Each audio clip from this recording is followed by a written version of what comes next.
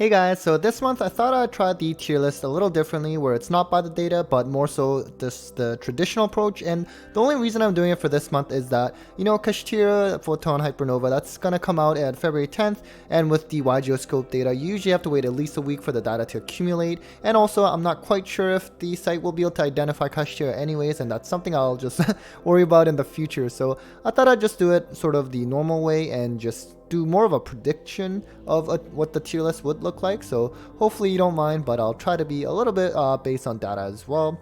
And so I think right off the bat, I think it's pretty clear that, you know what, tier elements, they're just in a category on its own. Of course, the Kashtira stuff, with the new support, it's certainly a hard counter to tier elements, but tier issues, it's still a very, very strong deck. And technically, this can also include Kashtira tier element version as well, and it's just a very strong deck. I don't think anyone's really doubting that, and that's one of the downsides with Kashtira is that, it's a very expensive deck on pre-release, and for a deck that's not really a guaranteed tier 1 as well. And so, for me, personally, I still think Sprite is better than Kashtira. I think Sprite is it's very, very versatile. It has at least a decent matchup against pretty much almost any deck. Of course, tier elements is still an uphill battle, but it's definitely still winnable.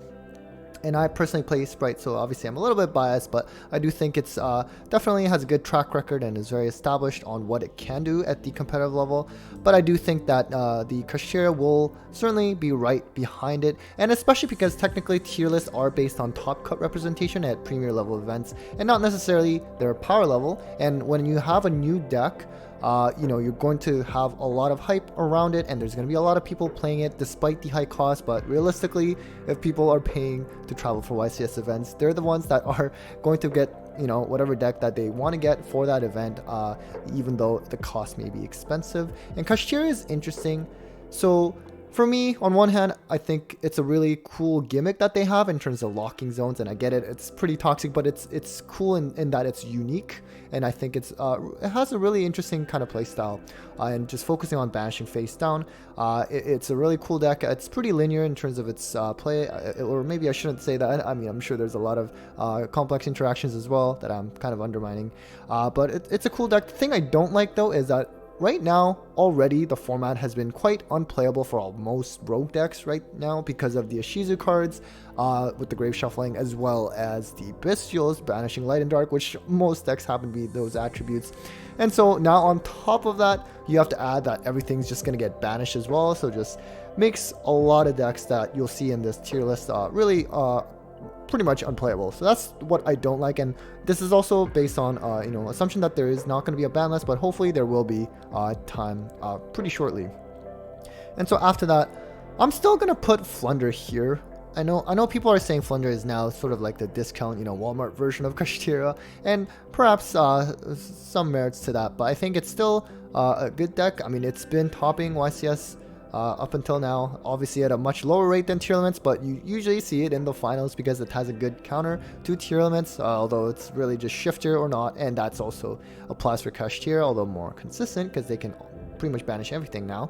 But Flunder, I think, is still good. I think a lot of people probably will start playing Nib because of Kashtira and the way they do their plays, and Flunder doesn't care about Nib. And Windberry Statue, it's got a lot of Saki cards. Windberry Statue, the Harpy's Featherstorm, Shifter, and it's it's a strong deck, so I wouldn't sleep on it. So let's just get to some of the other decks now. Maybe we'll just start with some of the rogue decks now. I think, so I've always mentioned how I really like heroes. Definitely, there's always, you probably have someone at your locals that only plays heroes like I do. And so I think, at least as of right now, before Kashtira comes out, it's pretty solid when it gets to go first against tier limits. The Dark Law is just very strong, DP, popping, as well as the Plasma for the one-sided skill drain, very strong as well. Obviously, tier limits, it's still an uphill battle, particularly if heroes are going second against tier limits. It's pretty challenging. I mean, you have Trinity and everything, but either way, for a rogue deck, I think hero players can't really complain too much because they are still able to survive at least through the whole Bestials and Grave Shufflers. We also have Marincess. Maybe we'll just put it here for now in Rogue. I don't think anyone's really considering this as tier 2 for the most part. It certainly has gas, and I've done a profile. There's actually a player on Dueling Book who's rated very high with this deck, which is really impressive considering the issues with tier format. And now the problem is, you know, Kashtira, it really does shift things a lot. I'm not quite sure what's going to happen. Obviously, Marincess really does. They do require the Grave, and so you could maybe it gets downgraded even more. But I don't really want to underestimate Marincess just yet. But, you know, some of the more unplayable decks, and we'll start maybe with Eldritch, and it's just so, in a way, funny but also sad how dominant Eldritch used to be, and now it's literally just unplayable. Even with the Bestials alone, makes this deck rather unplayable because you only really play two Golden Lords. They're banished, your game plan's over. And now on top of that, you're telling me that everything's going to get banished. So you can't even use any of like Eldritch effects even if you wanted to. I think it's not a great time for rogue decks. So maybe then we'll move on to some of the more tier 2 decks. Sword Soul is one. I think most decks, most Sorcerer lists are not playing Shifter. Some can, but you do have to shift your playstyle quite a bit, and you sort of lose on your follow-up. But I think it's still playable, even with Kashtira coming out. It's very, very consistent. Even when it was a tier 1 deck, it was never really too unfair of a deck. I mean, of course, the Arch Nemesis Protoss was pretty bad, but other than that, it was everyone really considered it as a fair deck, and it's very, very solid. It's very, very consistent, and I think it's still deserving of a tier 2 spot. On top of that, let's see. Let's move with Naturia as another tier 2 that I would put. I mean, of course, the whole banishing thing with a Rise Heart will probably obviously affect their strategy as well. It does require to be in the grave for Mole Cricket, as well as all the other Naturia stuff. It has a good counter against tier elements though, and of course tier element need their grave too, but they're still tier 0 despite Kashtira, and so I don't want to focus too much on that. I mean, decks are going to find a way to play through a lot of the things, and you know, a lot of people might be playing Nibiru, Book of Eclipse, things like that to play through, and also if they get to go first, and if the Kashtira or Flunder players, they don't have Shifter, they can still make plays, and it's quite formidable. And Naturia is definitely very solid.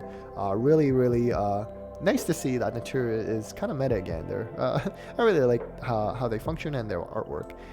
Branded is another one I think I will still put here in tier 2. It's been tier 2 for quite some time. Essentially, you know, it's sort of like Branded Despia Bestial. The Bestial is kind of interesting because obviously against tier elements it's very good. Against something like Kashtira, not really that good at all. Against Sprite, it's also kind of not that amazing, because Sprite players, a lot of times they're just going to go through Gigantic first instead of the Sprint play first, just to lock both players into 2s. But either way, Branded Fusion is quite strong, but I think for now it still can be in tier 2 strategy. Of course, they do need their grave as well, but they can kind of have some plays around that as well. I mean, Lubellion can actually fuse even if they're banished, for example. So, you know, it's still there, and once Cyberstorm Access comes out, this deck is going to be really good.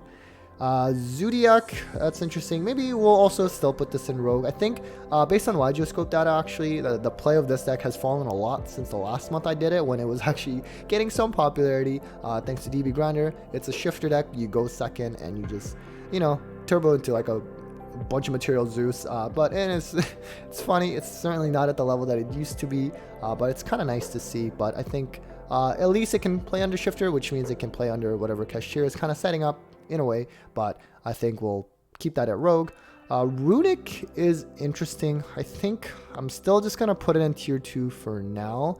And this kind of mixes with a lot of different decks, right? Like you can go Naturia Runic, Runic Sprite is kind of dead nowadays, but Runic is pretty good still. Of course, the Grave Shufflers, it does hamper this strategy quite a bit, and now with the Rise Heart, the Shifter strategy maybe actually bumps us down to Rogue, because now everything is just getting banished. So that's kind of out to debate. I would say put in between Rogue and tier 2 at this point, but I don't want to discount it yet. I think Runic is basically, it's all of its card effects, like covers pretty much every ground, so I think it's pretty solid. So let's go with Igniser. I would also put this in Rogue. On Dueling Book, usually a player named Vision, he is rated very high with this deck for the most part in every format. I don't know how he does it, but he's obviously a very good player. And this, of course, another deck, like most decks, require the Grave, putting up a tower as well. So yeah, I'm not too sure how this, I think it's really between Rogue and other, but you know what, it survived this far. Maybe I shouldn't discount them too much. Dark World, this is interesting. I'm only going to put it in Rogue because on Dueling Book at least, there's actually still a lot of players running this deck. Obviously, that might drop quite a bit once the Rise Heart's coming in, because now that's just another Flunder deck and Banish deck, and this gets really, really bad. And you know what? Maybe I should just put in other, not to offend them, but I think while there's going to be a lot of representation, at least online, I think in in-person events, I haven't seen too many Dark World decks even getting regional tops. I think it just came in a bad time where you have tier limits where they're going to also benefit even more than you if, you know, cards are discarded. But now with Kashtira, I guess it's probably makes sense to just put in the other category. Labyrinth, actually, I'm gonna put this in Rogue. Let's just put it somewhere here. I'm not too fussy about the order of things here. I think Labyrinth is actually very, very solid. They're getting more support as well, and even now, I mean, you can play a lot of tier limit hate, really, like Different Dimension Ground, Necro Valley, things like that, and trap decks. This is probably the only viable trap deck at this point in this format. It's really hard to play, right? Something like Eldritch used to be the best trap deck. Now it's just unplayable, as I mentioned earlier. But I think Labyrinth is very, very solid, and I think it's going to do still decently well, even in the next format with Kashtira. Maybe I'll talk about Dragonlink. This is an interesting one. You know, I don't think I can ever underestimate dragons. Of course, this is a deck that really has a hard time when it gets shifted, so that's gonna be an issue. But if it gets to go first, you know, and hopefully they don't have shifter. But the deck is always gas, and it tends to play gamma as well. You know, that's one way to combat shifter. Talents, call by, but it's Konami always supports dragons, so I'm pretty confident this will somehow someone will make a list that will be feasible. It's definitely tier 2 right now. In the next format, probably somewhat stays there as well, at least I think. Exo Sister is interesting. I think it's just still Rogue. It was something that was known to be kind of a counter tier deck, except the problem was that it wasn't that great against any other deck.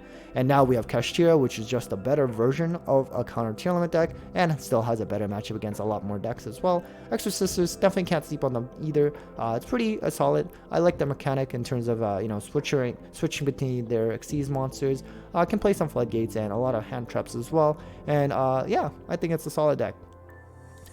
Mathmech, this is kind of sad to see, because right around Power of the Elements, this was actually still, you know, arguably a tier 1, at worst the best tier 2 deck. It was really, really strong, incredibly consistent with the new support. But sadly, once the Bestials came out, that really made it hard for them in terms of, you know, their trap line of play, and they lose their negate essentially. And just now you also have the shufflers, and now you also have everything getting banished, which really, really sucks for them. So it's fallen quite hard, and it's unfortunate that it did not get to enjoy as much time as it could have in terms of its tier 1 or best of tier 2 status. So yeah, I think it's hard to argue to put them higher. And same with a deck like, let's say, Drytron. Unfortunately, it was again another deck that I was having a hard time with the Bestials and Ishizu, and now Kashtira. And that same goes for Sala, which has not been meta contender for, actually I wouldn't say that. Technically it did have some a solid number of regional tops when some of the cards got off the list recently in the last few months, but ever since then it's just fallen off hard in terms of play and tops. And now it's gonna be even worse. So you know, but Salad is a very popular deck, and so hopefully someone will make a way to make it playable, but it's definitely going to be an uphill battle, and that's definitely going to be the case for Sky Striker as well.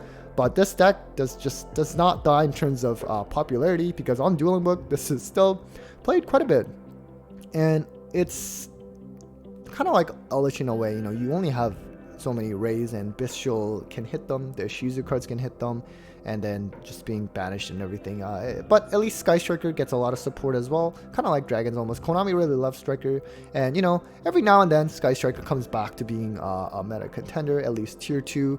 We've seen that in the last year, like for example when DP came out, came very solid. And so you know what, I wouldn't lose hope on Sky Striker from a overall future perspective, but definitely right now not the best for February. Punk, I'm not too sure about this one. This is actually seeing a lot of play on Dueling Book right now, and it's almost from a representation perspective, from at least my tier list by the data videos, actually hits tier 2, actually, interestingly enough. So it's interesting. I've definitely seen some people play it quite a bit. It's definitely a combo deck. Gets to draw a lot, which is kind of nice. Plays a lot of hand traps, and I'm not quite sure. Obviously, it's another deck that requires the Grave as well, but it's just clearly does not have as much gas as something like Tier Limits that can play through all that anyways. So Punk, maybe we'll just put somewhere in the Rogue section now, but who knows, maybe someone will find something to make it playable. Tri-Brigade is interesting right now, if you were to ask me. They would be Tier 2. The problem is once Kashtira comes out, they have to probably at best Rogue again. Really requires the Grave. I mean, the only reason I'm also kind of putting in Rogue though is because if you were to include Tri-Brigade Sprite as this, and not just with Sprite here, then, you know, at least that's somewhat doable in a way, and at least has some alternate lines of play that's not reliant on the graveyard only. But it's going to be a rough time for Tri-Brigade for sure. Virtual World, I think, well, maybe just also put that in Rogue, between Other and Rogue. I think it's, of course, seen quite a drastic decline in play. It's a combo deck that always, even in a Tier 1 status, had brickiness issues, so now that it's not even the best deck, you know, it's kind of hard to get people to play a deck that's bricky, but there's a lot of Virtual World lovers out there, and it certainly has some cool lines of play. Obviously, another deck where at least it's not affected by Bestials, but getting shifted, not the greatest for their line of play as well, and so I'll put it there for now, but I think it's still at least better than decks like obviously like Eldritch or even Salad. Draco Slayer, this is gonna be funny. This is actually unplayable next format because for some reason Konami has allowed Kashtira to lock a pen zone, and you only have to lock one of the pen zones, right? You don't have to bother with both of them because without one they just cannot play. I don't understand how they made Pendulum even more unplayable than it already is. Even in this deck, when it first sort of came out and it was Necro Valley, you know, it was seeing some YCS tops actually. It was definitely arguably, you know, somewhere in Tier 2 at the top of Rogue at worst. But since then it was already seeing decline in play. It was a little bit underwhelming, but it's still a good deck. I love Pendulums actually. Before I played Cyber Dragons, this was the deck I was always running. I really love Pendulums. I want to play it again someday, but obviously not anytime soon now because of Kashtira making this deck almost unplayable. So hopefully Pendulum players will find a way to make it work, but it's going to be pretty difficult. And Madolche, we'll also just put this in the Rogue. I'm not too fussy about, you know, where exactly they fall within each tier. Madolche has kind of a decent counter strategy to tier lines. At least that's what they aim for, especially with the Vernisylph cards. And, you know, Madolche can like shuffle things back. They can also, with the Vernisylph stuff, you know, have Fenrir, make good use of that as well. But of course, again, with the Kashtira stuff, it does change things decently a bit. They do need their Grave, especially when it's that Vernisylph version. And so, yeah, I mean, it's still solid. It's a pretty popular deck online as well. Very good artwork. Not that that matters at all in terms of tier list, but I really like this deck, and it can really OTK like crazy. And for a Rogue deck, it's actually survived quite some time now in Yu-Gi-Oh's history. So Plunder Patrol, you know, I'm not too sure. Let's put this still in Rogue for now. I mean, I don't think people will really say tier 2. Maybe. I mean, it's getting some new support, and it's something that when the Brave token, first adventure token I should say, first came out, it meshed very well and was a very solid Rogue contender. So, you know, admittedly, I don't know too much about this deck. I obviously know what it does, but not too much with all the new support, and it's been quite a while since I last really touched on this deck at all. But I think it's still going to be a Rogue choice. I'm sure, you know, with the new support, it's gonna have some better representation than it does now, and I'm kind of curious to see what it will end up doing. And lastly, we have Dinos. This is gonna be interesting. I think it's maybe in the other to like bottom of Rogue. Maybe I'll be nice, put it here. I mean, the funny thing is, I'm interested whether people will start playing Lancey again just because of Kashtira. And if you watched Grim YGO's like top cut deck list for his post Photon tourney, there were actually a couple lists that were siding Lancia, and that of course really messes up Dino strategy, at least its traditional way. So it's interesting. I think it's still decent, but yeah, I mean, probably between Other and Rogue, but you know, it's maybe Mist comes back to at least 2 in the next ban list, but yeah, I mean, I think for now this could probably work. So Anyways, that was it for this kind of traditional style of tier list. Let me know how you felt about this. Obviously, I want to go back to doing the data fashion way, but hopefully the YGO will have the data that I need for next month and I can go back to what it was. So anyways, thank you for watching and take care everyone.